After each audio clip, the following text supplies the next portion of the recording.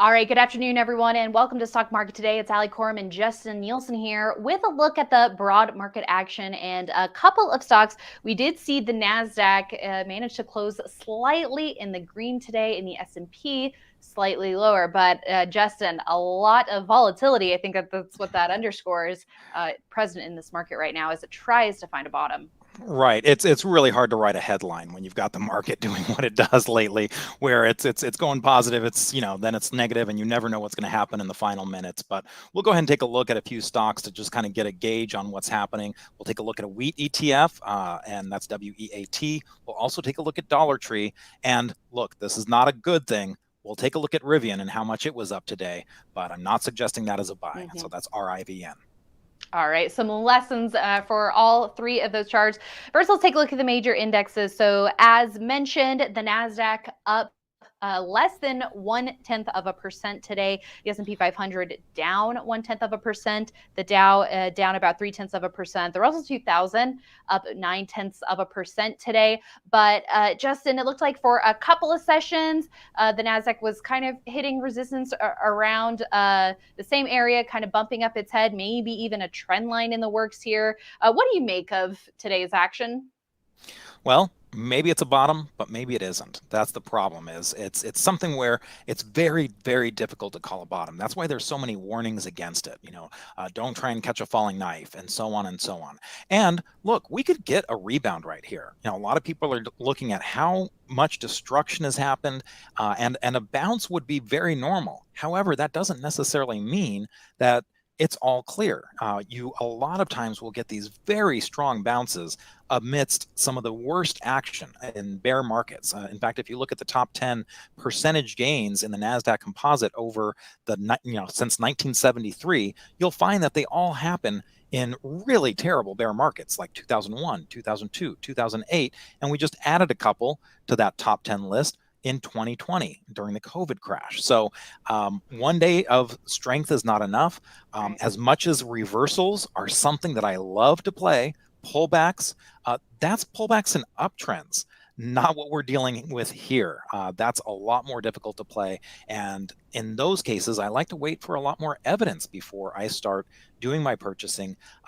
So bottom line, this requires patience and discipline, not trying to be tempted in with every little move.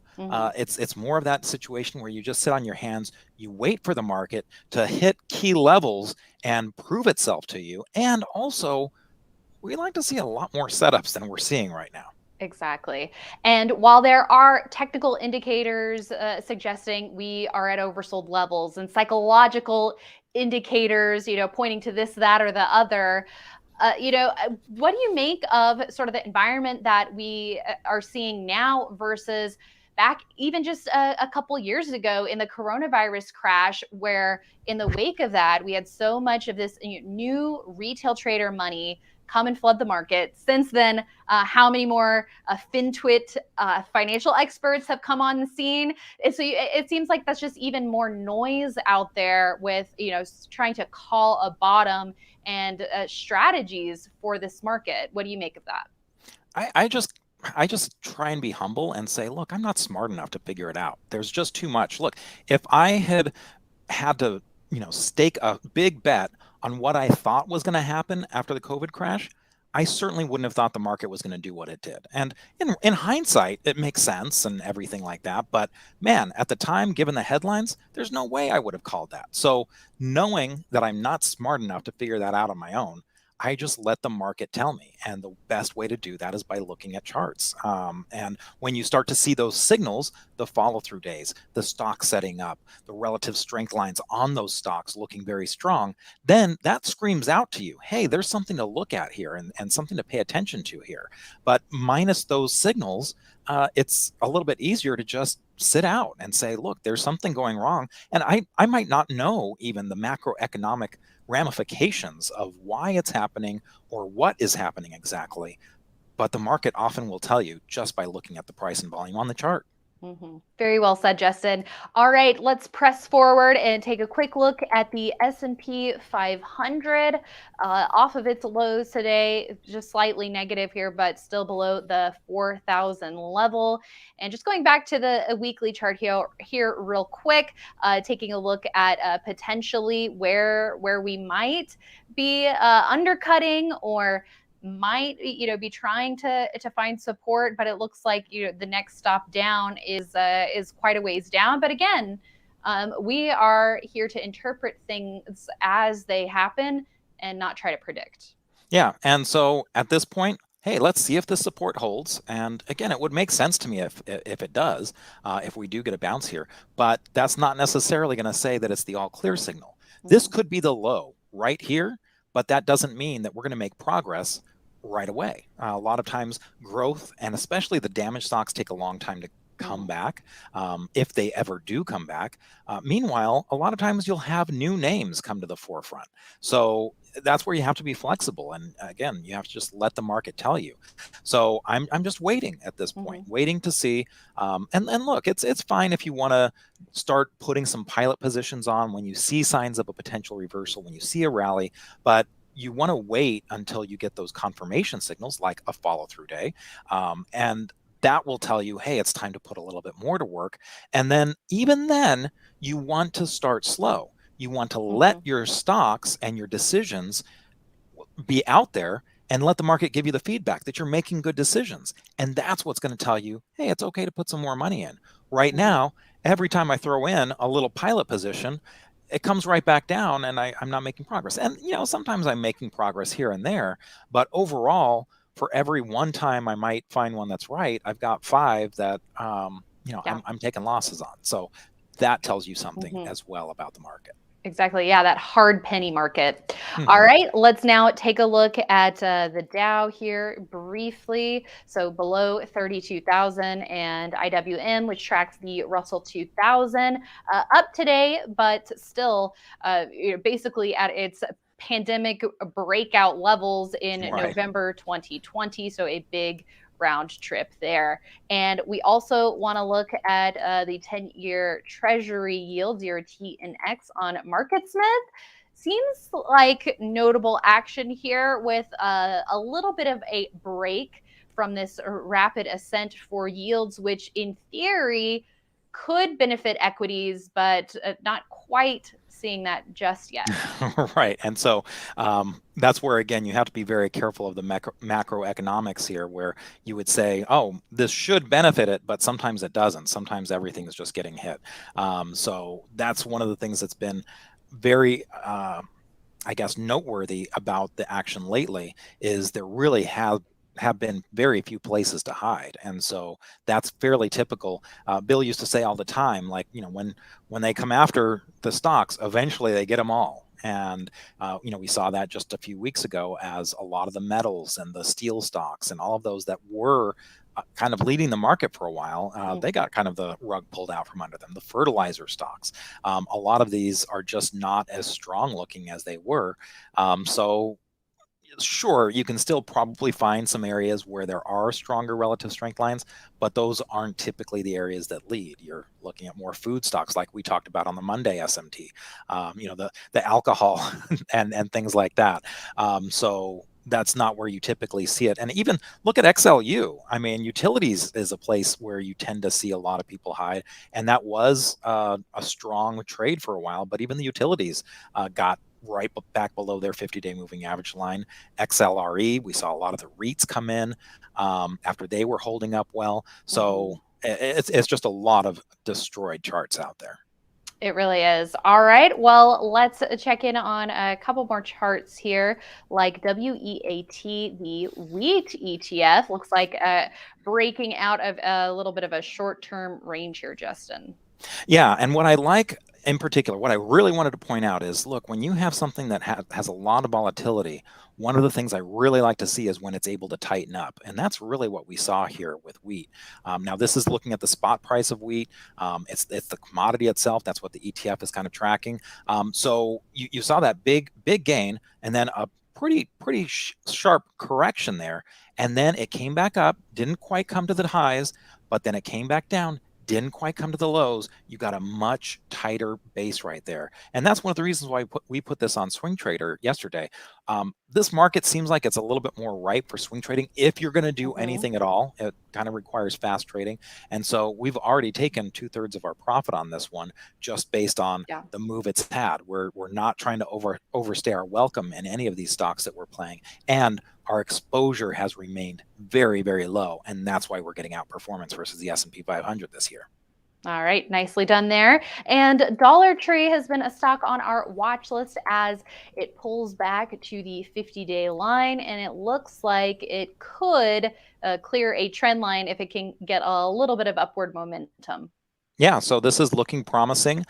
This is an area where a lot of times in kind of recessionary fear times, you get a lot of these, Dollar Trees and, the discount stores and everything doing a little bit better. But man, look at that relative strength line. This is on the leaderboard watch list right now, and it's certainly one we're watching closely because this is getting supported its 50-day moving average line.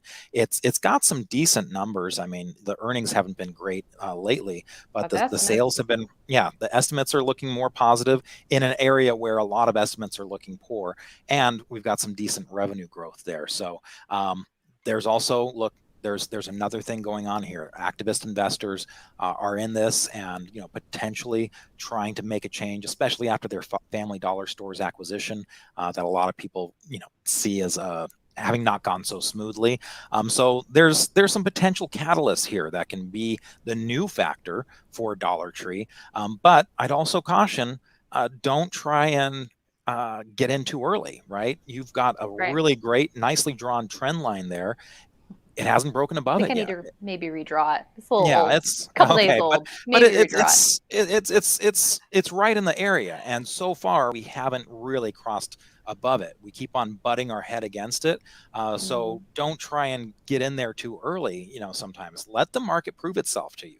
Let the stocks come to you. Don't try and say, well, you didn't quite get there. Let me meet you and compromise. Keep your standards high. I love that. Yes, Justin, I'm with you.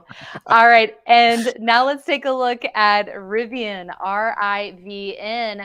Notable in that it was up 18% today, but the stock has been in a downtrend since after its first 5 days of trade. But I guess, it stands out in terms of a lot of other sort of, high octane, more speculative names have really gotten decimated on their earnings reports. So your thoughts on what you're seeing here for Rivian? Well, this is where it can be so tempting when you've got this new technology, you've got something that it's the new shiny object, and you can really kind of convince yourself of how it's going to change the world. But at the end of the day, you have to look at the chart, and either investors are buying it or they're not. And investors are not buying this stock. This is just something that's been in a severe downtrend. And again, when we talk about reversals and pullbacks and things like that, I want to be very clear. That's for stocks in uptrends. This is in a severe downtrend. And even with this stock being up 18% today, it's still off its high by 86%. So for all of those that were saying, hey, Rivian can't go down anymore, I mean, look, it's trading at 80. This has got to be the bottom. Oh, it's trading at 60. This has got to be the bottom. It just keeps going lower and lower. Again, I'm not smart enough to figure out where the bottom is. I can tell you 6 months after the fact, oh yeah, now I see where the bottom is. But in the moment, it's very easy to say, hey, it can't go any lower, right? But they always can. So you just have to remember that. And even going back to the daily chart on here, if you just look a few days ago, it looked like this is a stock that was kind of getting support in that area, before it gapped down.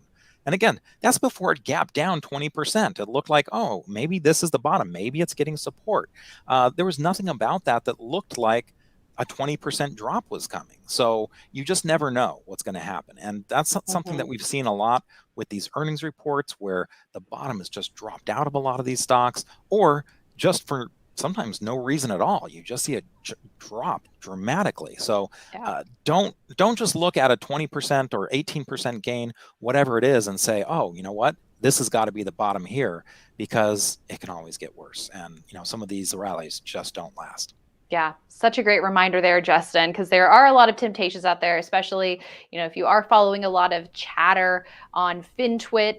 But our edge is focusing on, like you said, on those stocks and uptrends, looking for low risk entries, whether that's a reversal or a tight area, a bounce, or a retake off of a moving average. There's so many tools that we have at our disposal to help increase our odds of success. And these kinds of strategies, just trying to catch a falling knife, even if it looks like a shiny object that day, is not a sustainable strategy. Right. And, two of the biggest tools at our disposal. Number one, patience. Knowing that a better market will come and being willing to sit on our hands to wait for that and wait for the stocks to come to us. But number two, it's really important that you do have those risk management principles in place. That's why Bill always said 7% to 8% stop loss from your purchase price, no matter what.